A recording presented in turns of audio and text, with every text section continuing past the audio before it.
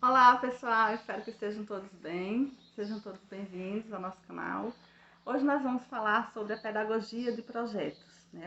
É um vídeo mais voltado para professores sobre a prática de sala de aula. Vou trazer alguns fatos sobre a pedagogia de projetos, que é uma concepção de ensino-aprendizagem que foi desenvolvida e difundida por alguns teóricos norte-americanos, dentre os quais John Dewey é o mais famoso e que acabou sendo mais conhecido, né? A pedagogia de projetos ela é aprendizagem voltada para a prática, né? Ela é muito baseada na experiência do aluno.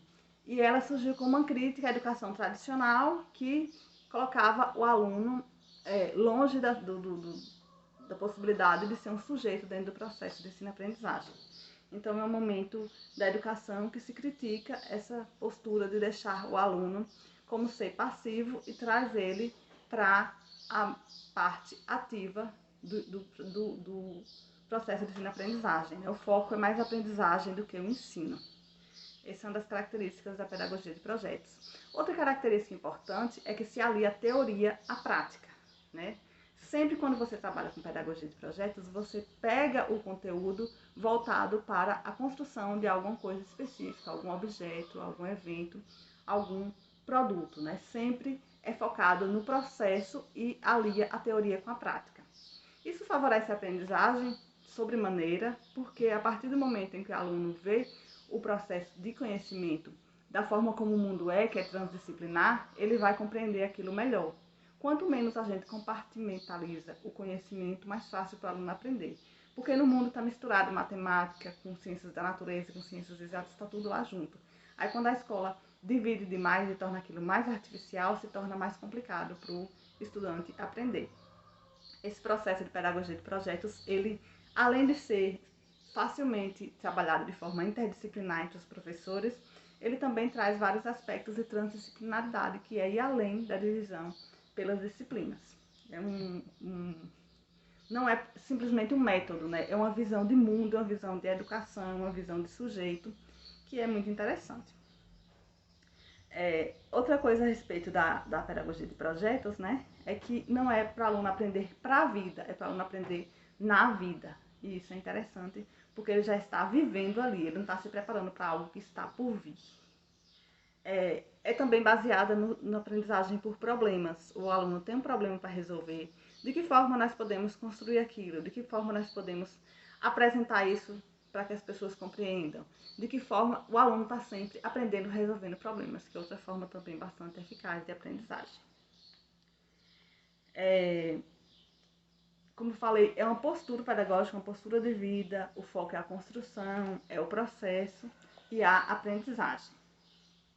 O papel do professor não é um expositor de conteúdos, ele é um orientador, enquanto o aluno é um construtor do conhecimento na pedagogia de projetos, considerado uma metodologia bem mais ativa, né?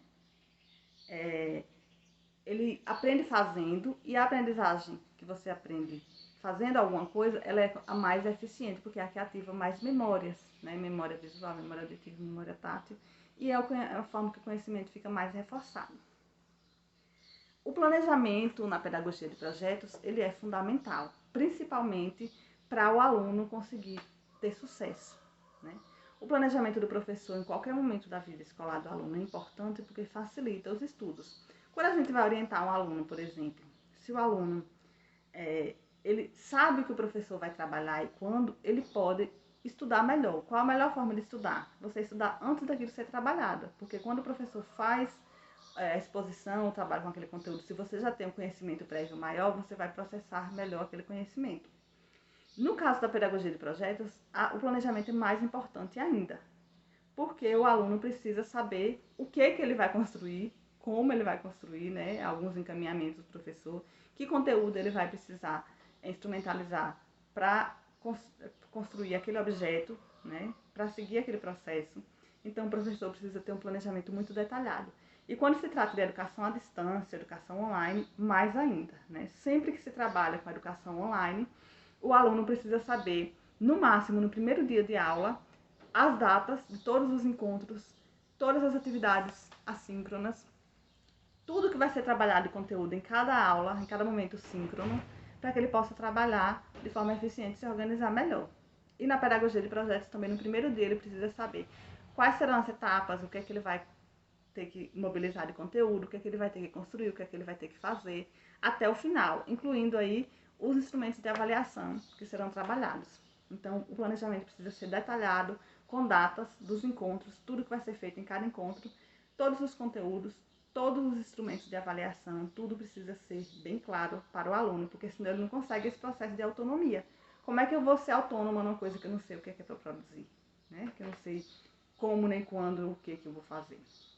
O planejamento é fundamental na pedagogia de projetos. O que mais? O cronograma precisa ser claro, já falei, né? O conteúdo, ele precisa estar associado ao projeto, né? Você tem um projeto, por exemplo, eu vou falar um pouco depois da construção da bicicleta de 4 rodas, que é um projeto fantástico, que alguns professores do ISHBA estão agora para trabalhar nesse momento. E aí, são várias e várias disciplinas, vários e vários professores. Mas os conteúdos vão precisar estar voltados para o projeto. Por exemplo, desenho, né? Os alunos vão desenhar, aprender a teoria do desenho que possa ser aplicada ao desenho da bicicleta. Soldagem. O aluno vai aprender sobre soldagem, os tipos de soldagem, e vai ter que diferenciar o tipo de soldagem que pode ser usada ou não na bicicleta. E por aí vai em todos os conteúdos, né? Então, é importante que o conteúdo esteja aliado e alinhado ao desenvolvimento do projeto como um todo. A metodologia. A aula tradicional, ela deixa de existir, a aula expositiva. Por quê? Não é que o professor não possa dar aula expositiva, mas ele vai ter que trabalhar a aula dele sempre construindo ao redor do projeto. De preferência, se ele for trabalhar um conteúdo de forma expositiva, ele tem que passar antes, que vai trabalhar aquele conteúdo para o aluno. Por exemplo, o professor de soldagem marcou a aula para a semana que vem, está lá no cronograma dele, na segunda semana de aula, tipos de soldagem. O aluno precisa saber que é esse conteúdo na segunda semana de aula, o aluno precisa ler sobre esse conteúdo, e aí a aula vai ser para que se associe esse conteúdo ao projeto da bicicleta e para que o aluno também tire as dúvidas dele sobre aquele conteúdo e possa realmente instrumentalizar, possa realmente utilizar aquele conteúdo na hora de construir o projeto e a bicicleta. Então, a aula precisa ser voltada para o processo que envolve o projeto, para o conteúdo do projeto. O aluno, como eu já falei, é o pesquisador nesse momento da pedagogia de projetos e o professor é um orientador. Então, você não é simplesmente aquele que passa conteúdos, você é aquele que orienta o processo de construção do conhecimento e o aluno é um ser ativo na pedagogia de projetos. A avaliação, ela precisa ser processual, né? A avaliação é importante que ela sempre seja processual e que ela sempre seja o mais diversificada possível, em qualquer momento da vida escolar. Mas na pedagogia de projetos, ela precisa, necessariamente, ela tem que ser processual. Ela precisa envolver desde a elaboração daquele instrumento, né, daquele produto que está sendo feito, a participação do aluno naquela elaboração, de que forma ele se envolve com aquilo, de que forma ele se relaciona com os outros no trabalho em grupo. Tudo precisa ser avaliado na pedagogia de projeto. Você não pode dizer que está trabalhando pedagogia de projeto e a avaliação ser uma prova lá no final, porque você tem que estar avaliando tudo associado à construção do projeto. E se você está trabalhando com educação à distância, ensino online, então, aí que tem que ser processual mesmo, tudo tem que ser considerado. A participação do aluno, a presença nas aulas síncronas, se ele fez atividades propostas, sejam elas valendo nota ou não, né? O interesse que ele demonstrou, a participação nas atividades assíncronas, tudo tem que ser avaliado. A autoavaliação também é importante, não simplesmente como um único instrumento que o aluno vai se dar uma nota, né? A autoavaliação não é isso. A autoavaliação é o momento do aluno refletir sobre o processo dele de aprendizagem e sobre a forma como ele está atuando nesse processo. Então, você pode colocar uma autoavaliação agendada para o meio e outra para mais perto do final do projeto. E aí dá uma pontuação baixa. Você dá uma pontuação também para a elaboração de atividades, você pode produzir um relatório ao final do projeto. É super interessante você trabalhar também com portfólio, onde o aluno pode produzir um texto sobre porque ele se interessou pelo projeto, produzir um texto sobre o desenvolvimento do projeto, produzir um texto para cada professor de cada disciplina sobre como ele pode relacionar os conteúdos daquela disciplina com o projeto, porque aí não tem como o aluno fazer o famoso copia-cola, né? Porque a pesquisa, como às vezes as pessoas concebem pesquisa, não é interessante como forma de avaliação, né? O aluno ir lá copiar no Google e mandar a informação para o professor que ele já tem. É interessante que o aluno redija, ele escreva sobre como aquele conhecimento trabalhado influenciou no processo de compreensão dele, daquele projeto e na construção dele, no caso da bicicleta que a gente está falando. Então você pode passar uma produção textual assim. O aluno vai analisar de que forma o conhecimento, por exemplo, de empreendedorismo, que o professor trabalhou em sala de aula, pode ajudar na elaboração de um projeto como esse, da cadeira de 4 rodas.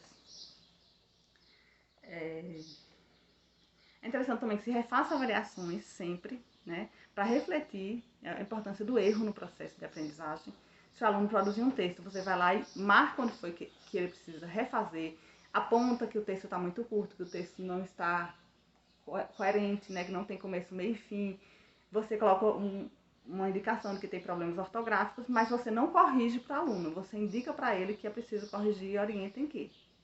E aí eu vou colocar aí como um bônus uma sugestão que eu sempre trabalhei em sala de aula, né? Eu trabalhei 10 anos com ensino médio, escolas estaduais, particulares.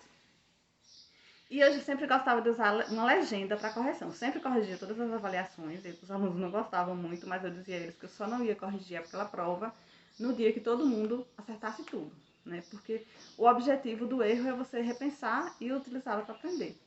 E nas produções de texto, eu tinha uma legenda, né? No caso online, você pode colocar por cores. Você pega o texto do aluno ali no meio do processo, não espera para receber o texto, tipo o portfólio, no final não. Você vai corrigindo durante. Aí você aponta lá, amarelo, ortografia, vermelho, concordância, texto precisando de rever a regência, né? Precisando de mais informações mais claras. E aí vocês fazem essa legenda no início do curso, e aí corrige os textos, pode ser inclusive todos os professores juntos, corrige os textos com essa legenda, só apontando o erro, para que o aluno possa refazer o seu trabalho e construir e ter o maior sucesso possível, a maior aprendizagem nesse projeto, que esse é o objetivo de todos.